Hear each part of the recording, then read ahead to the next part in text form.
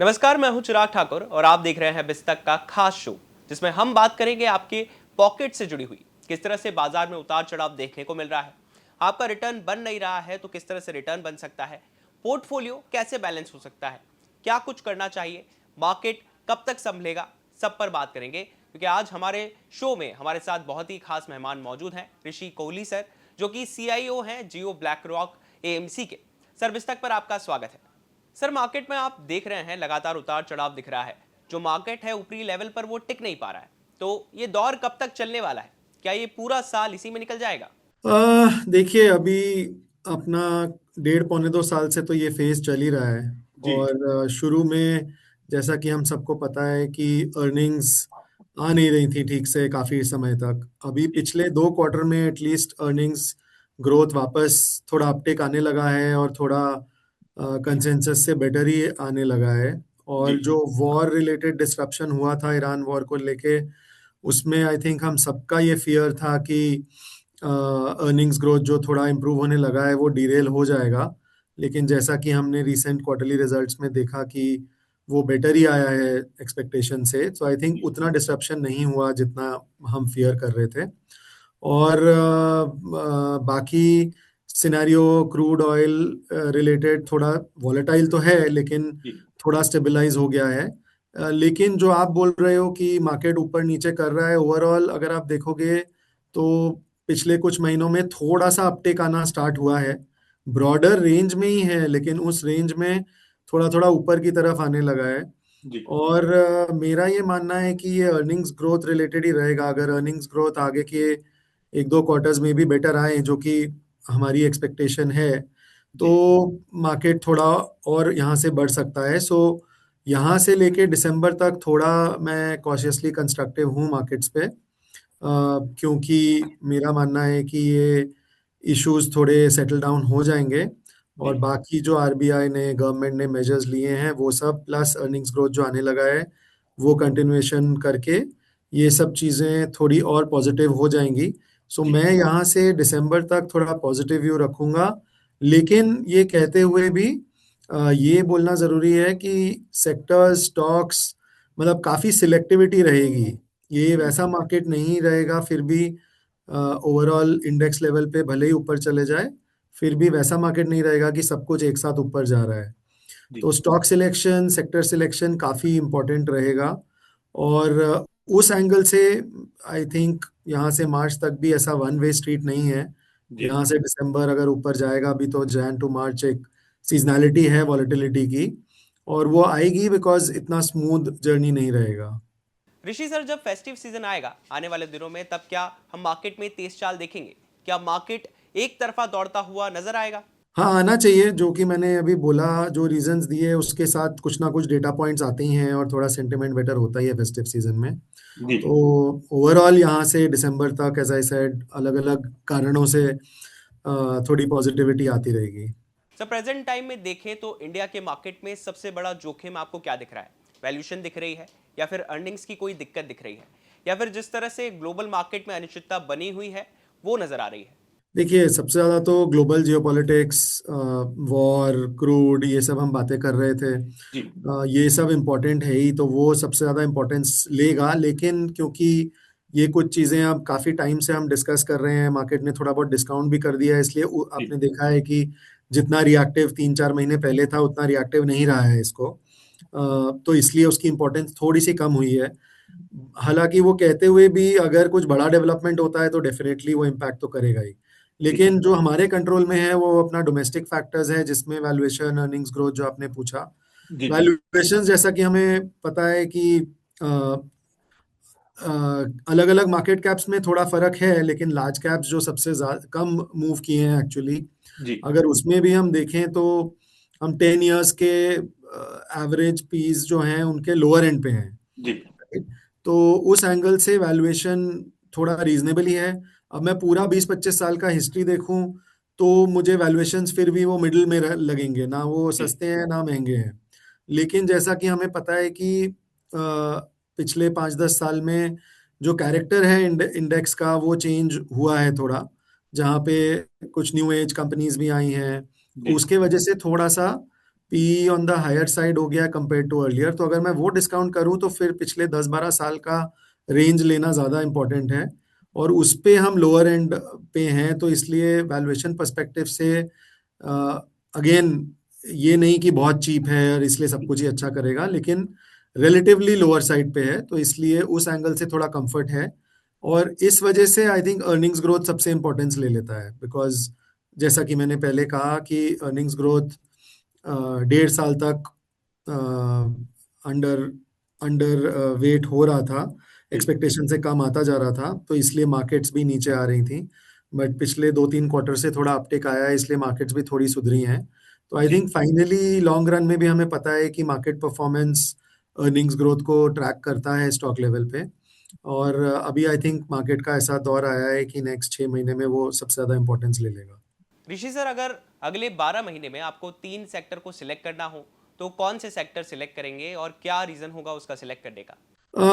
Banking, pharma, और बाकी selective pockets में ट्रांसपोर्टेशन, मतलब सब सेक्टर हो जाता है थोड़ा सा, लेकिन ट्रांसपोर्टेशन, फिर मटेरियल्स, मेटल्स, अगेन सब सेगमेंट्स में जी ये कुछ चीज़ें रहेंगी। बैंकिंग ऑफ कोर्स सबसे पहले उसके बारे में बात अगर करें तो पिछले 6-9 महीने से कुछ खास परफॉर्म नहीं किया है, जी लेकिन अभी जो सब ये आरबीआई और गवर्नमेंट ने मेजर्स लिए हैं, जी वो सब आई थिंक बैंकिंग सेक्टर के लिए सबसे अच्छा है। और ये एफसीएनआर फ्लोज जो हम देख ही रहे हैं कि अ, अभी तक जो फ्लोज आए हैं वो इनिशियल एक्सपेक्टेशन से काफ़ी ज़्यादा आए हैं, और जी अभी तो ये स्कीम है एंड सितंबर तक, तो काफ़ी समय बचा है।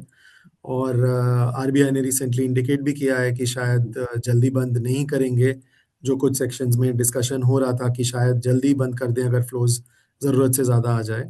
तो आई जी थिंक ये जो एफसीएनआर फ्लोज हैं ये directly banking system, specially private banks को इम्पैक्ट कर रहा है, जी और वहाँ पे लिक्विडिटी बेटर हो गई है उनके लिए, क्रेडिट ग्रोथ स्ट्रॉन्ग था ही, मोर देन एक्सपेक्टेशंस पिछले 6 महीने से, मे बी स्लाइटली लॉन्गर। लेकिन प्रॉब्लम था कि उनका फंडिंग कैसे होगा और वो कॉस्ट ऑफ फंडिंग क्या होगा, तो यहाँ पे वो इशू सॉल्व हो जा रहा है एफसीएनआर फ्लोज की वजह से। और जी बाकी उनकी ग्रोथ आ रही है, ओपेक्स कंट्रोल में है, जो कि एटलीस्ट पीएसयू साइड उतना नहीं होता था, प्राइवेट साइड बेटर है। जी एमएसएमई सेगमेंट जो सबसे स्ट्रॉन्ग ग्रोथ जिसका हुआ है from a banking perspective, overall credit growth 14% annualise से पिछले कुछ सालों में इंक्रीज हुआ है, लेकिन एमएसएमई सेगमेंट के लिए 20% से ग्रो हुआ है, so it is much larger. उसमें प्राइवेट सेक्टर बैंक्स का और भी बेटर रहा है performance, around 17% annualise compare to PSU banks का 12% annualise. So overall banking sector और उसके अंदर थोड़ा सा प्राइवेट, जो कि पीएसयू बैंक्स का थोड़ा बेटर परफॉर्मेंस रहा है पिछले कुछ सालों में।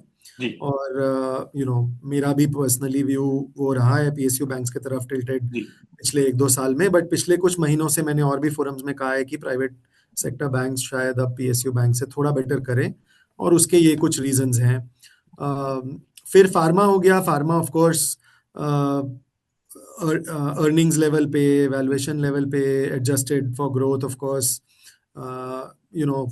हर एंगल से बेटर कर रहे हैं, और ज़्यादा उतने बड़े भी नहीं हैं पिछले कुछ सालों में। तो जी अभी कुछ महीनों से हमने देखा है अपटिक, लेकिन I think this is just the initial phase, यहाँ से और अच्छा ग्रोथ हो सकता है।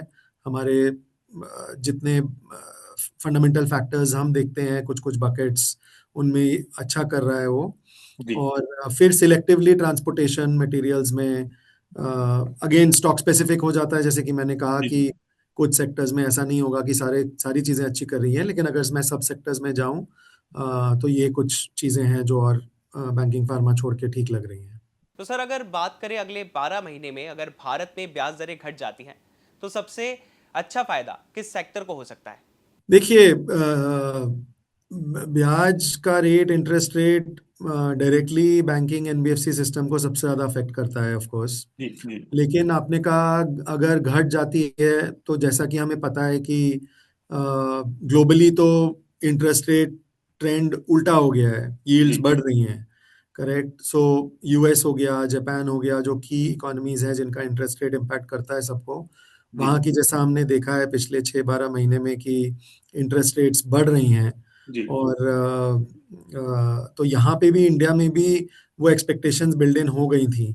और अभी जो आरबीआई की एमपीसी मीटिंग हुई है कुछ दिनों पहले, जी उसमें काफी इंटरेस्ट से पूरी मार्केट देख रही थी कि क्या वो बोलेंगे और आगे का क्या इंडिकेशन देंगे। तो अभी के लिए तो आई थिंक कुछ नहीं हुआ है, और ओवरऑल टोन भी थोड़ा डविश था, तो इसलिए मार्केट ने उसको पॉजिटिवली लिया है। जी लेकिन फाइनली हमें पता है कि इंटरेस्ट रेट्स थोड़ा ग्लोबली लिंक्ड होते हैं। अगर यूएस जापान जैसे मार्केट्स में इंटरेस्ट रेट्स ऊपर जा रहे हैं और हमारा नहीं जा रहा है, तो जी उसके जी अपने इम्प्लीकेशंस हैं, और इसलिए थोड़ा सा टेंडेंसी उसका अपटिक का ही रहेगा। तो यहाँ से बहुत ज्यादा इंटरेस्ट रेट्स कम होते हुए तो नहीं दिख रहे हैं इंडिया में मेरे को। जी थोड़ा फ्लैट टू ऊपर ही जाने के चांसेस हैं। और भले ही वो एक क्वार्टर डिले हो जाए, लेकिन फाइनली कहीं ना कहीं रेट हाइक की ज्यादा प्रोबेबिलिटी है जी अगले 3-6 महीने में। कम होने की तो उतनी नहीं है, लेकिन in general of course interest rate sensitivity banks NBFCs में ज्यादा होता है। जी अगर इंटरेस्ट रेट बढ़ेगा तो एनबीएफसीज को थोड़ा नेगेटिव है, जी बैंक्स के लिए ओवरऑल पॉजिटिव है। और हमने बैंक्स पहले भी कहा कि फॉर अदर रीजंस थोड़ा पॉजिटिविटी लग रहा है हमें। तो ये एक और फैक्टर हो जाएगा, अगर इंटरेस्ट रेट्स ऊपर जा रहे हैं, कि बैंक्स को फायदा हो सकता है, एनबीएफसीज को नुकसान हो सकता है। जी बाकी आपके real estate kind of sectors जहाँ पे फंडिंग कॉस्ट इंपॉर्टेंट होते हैं, या working capital intensive sectors, consumer, some consumer companies, जी एफएमसीजीज, वहाँ पे इम्पैक्ट आता है। तो ये सब सेक्टर्स हैं आई थिंक देखने लायक। बट हाँ, मतलब मुझे ऐसा लगता है कि नीचे जाने की इंटरेस्ट रेट की टेंडेंसी मुश्किल है अभी। जी फ्लैटिश टू अपवर्ड साइड ही रहेगी, और अगर वैसा रहा तो फिर I think banking sector is to gain थोड़ा इनविट टाइप चीजें, जहाँ पे road assets, HAM HAM projects वाले रोड एसेट्स होते हैं, जी बिकॉज वहाँ पे इंटरेस्ट रेट ऊपर जाने से, यील्ड ऊपर जाने से उनका भी यील्ड बढ़ता है, जी बिकॉज वो थोड़ा short term 1 year interest rate related benchmarking होता है उन प्रोजेक्ट्स का, और जी हर साल वो रीएडजस्ट होता है, तो उनको भी फायदा होगा। और एनबीएफसीज और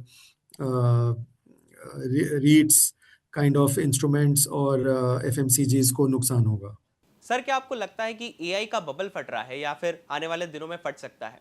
जिस तरह से आपने देखा एफआईआईज जो हैं भारत में कुछ लौटना भी शुरू हैं, तो क्या आपको लग रहा है कि ये बबल अगर फटता है तो एफआईआईज की जोरदार वापसी हो सकती है? हाँ हाँ, सो बिल्कुल हो सकता है, बट इसको मैं दो भाग में आंसर करता हूँ, जी क्योंकि पहला पॉइंट मेरा काफी इंपॉर्टेंट है। अगेन, मैंने जी कुछ रिसेंट फोरम्स में बात की है इसके बारे में, बट जी मैं सारे दर्शकों को बताना चाहता हूँ कि FPI flows of course important तो हैं इंडिया के लिए, करेंसी के लिए, ओवरऑल मार्केट्स के लिए, लेकिन जो कोरिलेशन 15 साल पहले था उससे बहुत फर्क है अभी। जी तो इसको और अगर मैं डिटेल में समझाऊं, तो अगर आप कोरिलेशन देखोगे कि एफपीआई फ्लोज के वजह से मार्केट मूव हो रहा है, या मार्केट के वजह से एफपीआई फ्लोज बढ़ घट रहे हैं, जी तो इसमें इंटरेस्टिंग डेटा पॉइंट ये है कि 15 साल पहले एफपीआई फ्लोज मार्केट्स को लीड कर रहे थे। जी मतलब कि अगर एफपीआई फ्लोज आ रहे हैं तो मार्केट्स बढ़ेगा, एफपीआई फ्लोज जा रहे हैं तो मार्केट्स घटेगा। जी लेकिन पिछले 8-10 साल में ऐसा हुआ है कि धीरे धीरे, और पिछले 5-7 साल में ज्यादा मैं कहूँगा, जी जहाँ पे उल्टा हो गया कोरिलेशन। तो अगर ट्रेलिंग 6 मंथ इंडिया का मार्केट का परफॉर्मेंस बहुत स्ट्रांग है तो एफपीआई फ्लोज आ जाते हैं, और जी अगर ट्रेलिंग 6 मंथ परफॉर्मेंस खराब है तो एफपीआई फ्लोज नेगेटिव होने स्टार्ट हो जाते हैं। जी तो what I would say is कि एफपीआई थोड़ा मोमेंटम चेजर्स बन गए हैं इंडियन मार्केट्स में, जी और इसलिए मैं फ्रॉम मार्केट पर्सपेक्टिव उसको इतना ज्यादा इंपॉर्टेंस नहीं देता हूँ जितना मैं अर्निंग्स ग्रोथ की बात कर रहा था। जी राइट, सो वो हमने पहले भी देखा है, पिछले 1.5 साल में अर्निंग्स ग्रोथ खराब हो रहा था तो इंडियन मार्केट्स खराब कर रही थी, और इसलिए एफपीआई फ्लोज नेगेटिव हो रहे थे मेरे हिसाब से। जी और बीच में जो अर्निंग्स ग्रोथ इंप्रूव हुआ, मार्केट्स थोड़े इंप्रूव हुए, तो आप देखोगे कि पिछले 1-2 महीने में एफपीआई फ्लोज भी पॉजिटिव होने लग गए, जी बिकॉज वो ट्रेलिंग 3 मंथ 6 मंथ पे इंडिया थोड़ा पॉजिटिव होने लग गया इन सम जी सेगमेंट्स। तो ये कोरिलेशन हो गया है, तो इसके वजह से मुझे ऐसा लगता है कि जो एक्सपेक्टेशन जिसकी मैं बात कर रहा था कि अर्निंग्स ग्रोथ आएंगी तो मार्केट्स थोड़ा और बढ़ेंगी यहाँ से, जी अगर वो आने लगता है स्टेप बाय स्टेप, तो FPI flows in any case आनी स्टार्ट हो जाएंगी, irrespective of the AI excitement है या नहीं है। जी ठीक है, ये एक चीज हो गई। जी दूसरा, to come back to your direct question कि एआई का बबल, तो देखिए इसको पूरी तरह से मैं बबल नहीं कहूंगा, क्योंकि अभी भी कुछ कंपनीज हैं ग्लोबली जहाँ पे अगेन फंडामेंटल्स और अर्निंग्स ग्रोथ आ रहा है। जी तो जहाँ पे आ रहा है वहाँ पे अगर मैं अर्निंग्स ग्रोथ एडजस्टेड देखूं, वैल्यूएशंस क्या है नहीं है, और अगर वो रीजनेबल जोन में है तो फिर उन कंपनीज और उन सेगमेंट्स में अभी भी थोड़ी पॉजिटिविटी रहेगी, उतना जी डेंजरस नहीं है। लेकिन जहां जहां पे वो अर्निंग्स ग्रोथ नहीं आ रहा है या कुछ और बैलेंस शीट इश्यूज हैं, वहां पे वो बबल बर्स्ट होने का फुल चांसेस है।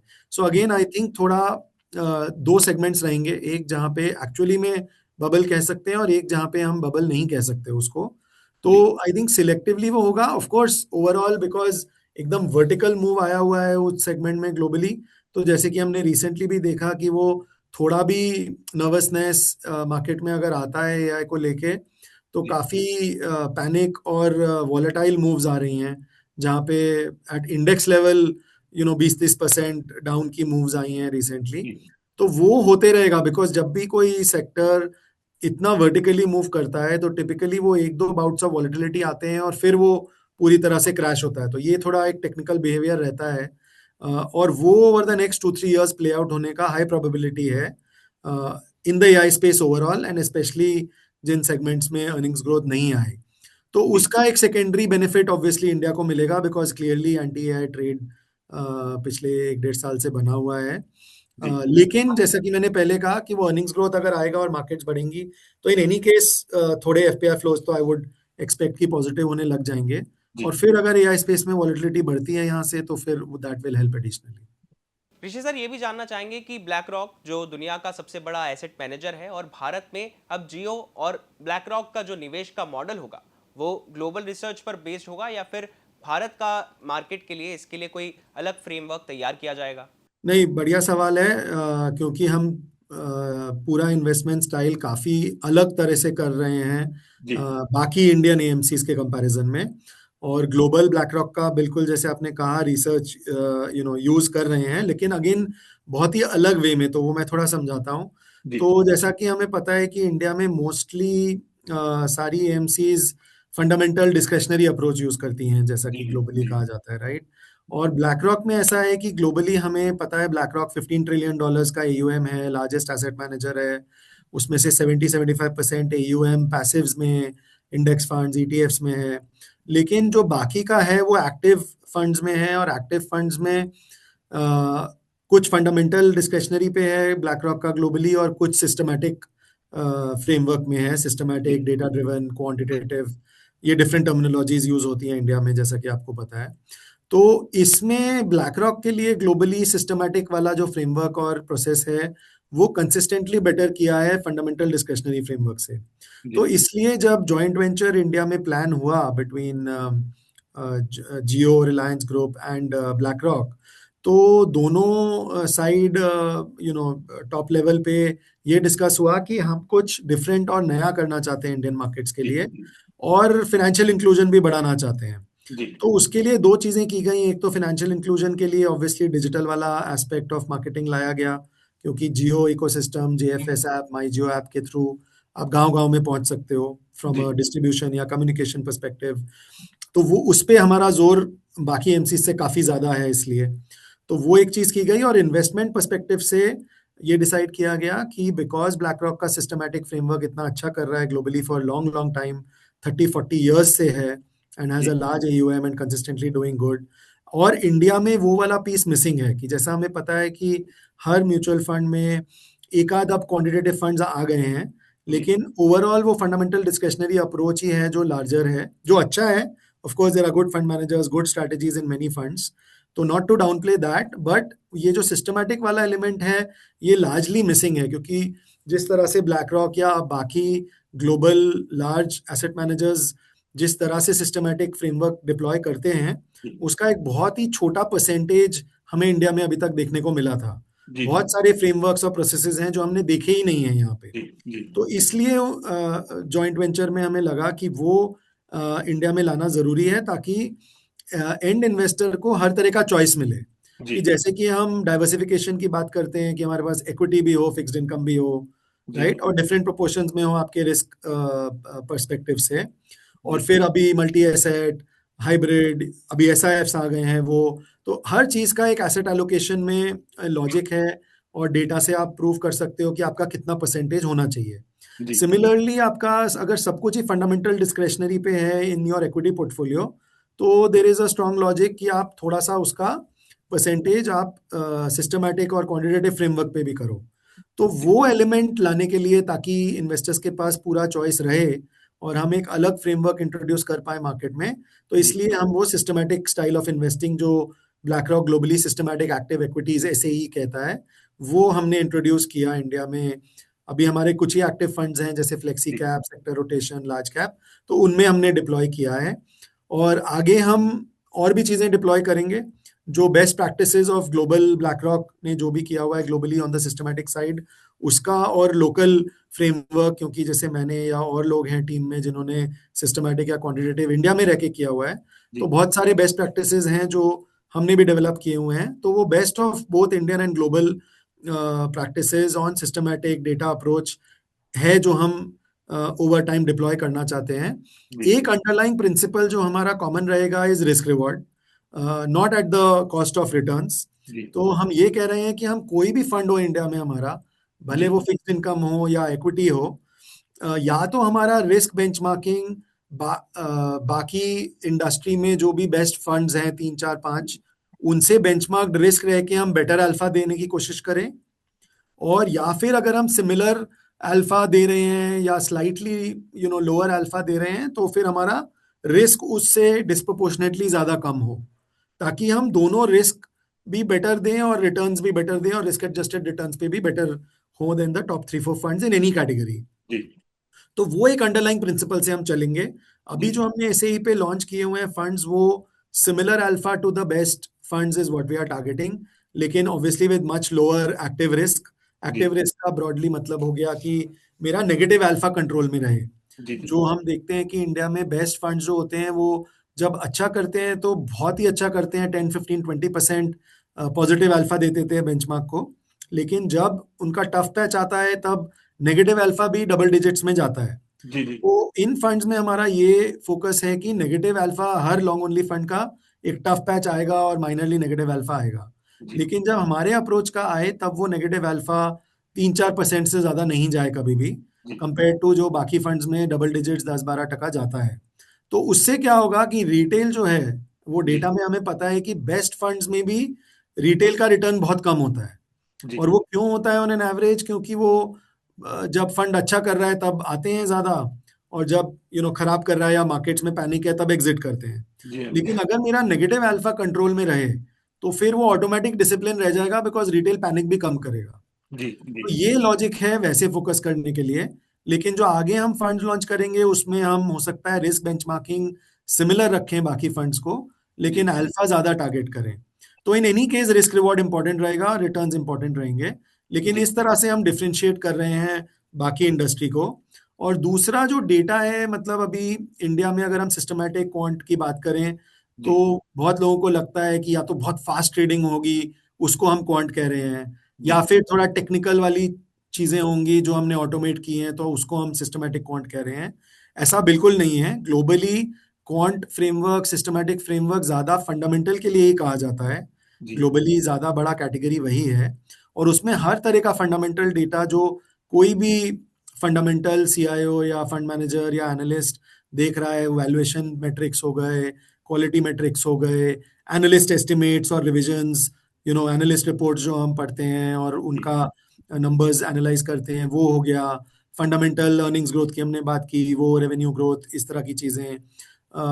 तो यही सब फंडामेंटल मेट्रिक्स ही है जो हम देख रहे हैं लार्जली। लेकिन हम उसको एक डेटा ड्रिवन मैनर, इसका मतलब कि कोई कॉम्बिनेशन ऑफ वो डेटा मुझे एक सर्टेन मैनर में यूज करना है, तो मैं उसी मैनर में फिर यूज करूंगा, क्योंकि मुझे पता है कि उससे मुझे एक अल्फा या एक व्यू मिलता है। जी फिर मैं डिविएट नहीं करूंगा, मैं ये नहीं कहूंगा कि डेटा मुझे ये बोल रहा है लेकिन मैं कुछ और कर लूं। तो जी जी वो बायसेस जो ह्यूमंस के हैं, वो एलिमिनेट करने के लिए उसको हम सिस्टमैटिक फ्रेमवर्क बनाते हैं। लेकिन अगर आप उसके एक लेवल नीचे जाके देखें, तो प्रोसेस बाकी फंडामेंटल मैनेजर्स से सिमिलर ही होता है। जस्ट जी these guardrails are kept ताकि वो मेरा प्रोसेस और डिसिप्लिन ऑटोमेटिक रहे, क्योंकि उसका वैल्यू ऑटोमेटिकली ओवर टाइम आ जाता है।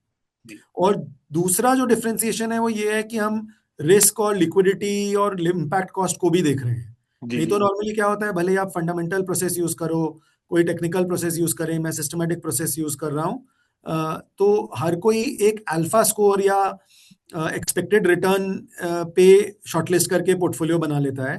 जी लेकिन उसका रिस्क क्या है पोर्टफोलियो का या स्टॉक्स का जो आपने शॉर्टलिस्ट किया है, या फिर लिक्विडिटी के वजह से आपका इम्पैक्ट क्या आएगा, जैसे फंड बड़ा होगा या जी छोटा होगा तो क्या होगा, वो एनालिसिस ऑब्वियसली नॉन क्वांटिटेटिव लोग नहीं करते हैं टिपिकली। जी तो हमारा बिकॉज सिस्टमैटिक क्वांटिटेटिव है, वो डेटा है हमारे पास, तो हम risk adjustment, liquidity cost, impact cost adjustment करके हम पोर्टफोलियो बनाते हैं। तो वो एक और बड़ा डिफरेंस है। और जी थर्ड है ऑल्टरनेटिव डेटा। तो जी हम ऑल्टरनेटिव डेटा भी यूज करते हैं अपने मॉडल्स में। जी उसका सिंपल एग्जांपल हो गया ऑनलाइन सेल्स या जॉब पोस्टिंग्स। तो वो आप समझिए अगर डेटा है आपके पास और उससे आप एक सिग्नल बना सको कि जी अगर इस सेक्टर में या इन स्टॉक्स में जॉब पोस्टिंग्स बढ़ रही हैं तो उसका डायरेक्ट कोरिलेशन उनके परफॉर्मेंस से होता है, तो वो बहुत इंटरेस्टिंग इंसाइट एक मिल जाता है जो नॉर्मल एनालिसिस में आपको नहीं मिलेगा। जी तो वो भी हम यूज करते हैं, अभी छोटे परसेंटेज में यूज करते हैं। आगे जाके जैसे हम और ऐसा डेटा सोर्स कर पाएं तो हम लार्जर वेटेज में भी यूज करेंगे। तो जी ये एक तरह की कुछ चीजें हैं जो ग्लोबली ब्लैक रॉक बहुत इफेक्टिवली यूज करता है, इंडिया के लिए काफी नया है, लेकिन हम लाए हैं यहाँ पे, and over the next few years उसका इम्पैक्ट मार्केट को भी दिखेगा। और प्रोसेस की वजह से ऑटोमेटिकली रिटेल रीच भी बढ़ेगी और रिटेल डिसिप्लिन भी बढ़ेगा, और वो उसका जो फाइनेंशियल इंक्लूजन और फाइनेंशियल इम्पैक्ट है वो जी हमें काफी एक्साइट करता है लॉन्ग रन में। जी सर, ये सब बहुत इंपॉर्टेंट बातें बताई हैं आपने और व्यूअर्स के बड़े काम आएंगी। यहाँ कोई डिस्क्लेमर है जो आप शेयर करना चाहेंगे? डिस्क्लेमर्स कुछ खास नहीं, एग्जैक्ट डायरेक्ट स्टॉक्स की तो बात हम कर नहीं सकते, हमने करी भी नहीं जी है, नहीं तो जी वो वहां पे डिस्क्लेमर था। सेक्टर्स का मैंने ब्रॉडली बताया, आपने जो सवाल पूछे उनके हिसाब से। जी सेक्टर्स के बारे में जस्ट व्यूअर्स को क्लैरिफाई करने के लिए, क्योंकि सिंस हमारे ऑलरेडी 2-3 फंड्स हैं एक्टिव और उनमें पोजीशंस थोड़े डिफरेंट हो सकते हैं, तो जी जस्ट टू एक्सप्लेन कि हमारा एक सेक्टर रोटेशन फंड है, तो उसमें अगर आप जाके सेक्टर एक्सपोजर्स देखेंगे तो लार्जली इन लाइन होगा जो मैंने समझाया उसके। जी जी ऑब्वियसली एक आध सेक्टर कोई हो सकते हैं जिनका वेटेज हल्का सा ज्यादा या कम हो, जो मैंने सेक्टर्स मेंशन किए उनसे, जी जी लेकिन लार्जली इन लाइन रहेगा। लेकिन अगर आप मेरे फ्लेक्सी कैप फंड में जाके देखोगे तो उनमें सेक्टर एक्सपोजर्स अलग होंगे, क्योंकि फ्लेक्सी कैप फंड में हमारा स्टॉक स्पेसिफिक जो इडियोसिंक्रेटिक अल्फा बोलते हैं, स्टॉक जी स्पेसिफिक अल्फा पे फोकस है, ना कि सेक्टर पे। तो वहां पे जी क्या होता है कि कुछ सेक्टर्स में जैसे बैंक्स हो गए, ऑटोज हो गए, उनमें कुछ स्टॉक्स में मैं ओवरवेट भी रहूंगा और कुछ में अंडरवेट भी रहूंगा, जी लेकिन as a sum total of that मैं ओवरऑल स्लाइटली ओवरवेट हूं या स्लाइटली अंडरवेट हूं, वहां से सेक्टर का व्यू नहीं निकालना चाहिए। जी सेक्टर व्यू के लिए आप हमारा सेक्टर रोटेशन फंड देखिए, stock specific underlying idiosyncratic view के लिए आप हमारा फ्लेक्सी कैप फंड देखिए। वो एक चीज है जो मैं दर्शकों को समझाना चाहता था, और जी कोई डिस्क्लेमर नहीं है। थैंक यू सर, आपने बिस्तक को अपना समय दिया, बहुत सारी बातें की और आपने बहुत कुछ बताया। मैं व्यूअर्स को रिक्वेस्ट करूंगा कि आपको ऋषि सर के साथ हमारी ये बातचीत कैसी लगी कमेंट सेक्शन में ज़रूर बताइएगा। आपको भी अगर कुछ सवाल है ऋषि सर से तो कमेंट बॉक्स में ज़रूर लिखिएगा। बहुत बहुत शुक्रिया सर बिस्तक को अपना समय देने के लिए।